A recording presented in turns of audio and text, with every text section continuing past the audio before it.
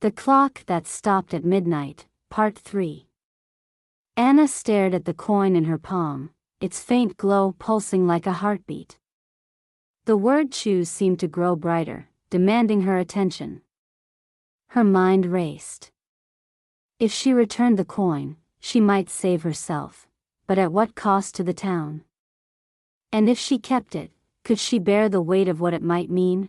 The final chime of the clock struck, its echo carrying a strange finality. Taking a deep breath, Anna made her decision. She clenched the coin tightly and whispered, "I won't let this town pay for its past." With trembling fingers, she held the coin up to the clock tower. The moment the coin touched the base of the clock, the ground shook. The clock's hands spun wildly, first backward, then forward, before freezing at 12:01. The eerie glow around the clock vanished, replaced by the soft light of the moon. A faint breeze carried whispers through the air, and Anna felt a weight lift from her chest. The figure in the black coat appeared once more, his expression unreadable. "You've returned the debt," he said, his voice softer now. "But every choice has consequences. What happens now?" Anna asked, her voice steady despite her fear. The man gestured to the town below. "Time will move forward again, as it should.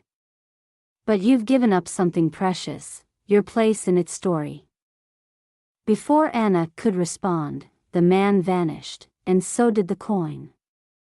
She looked down at her hands, which were slowly fading into the night.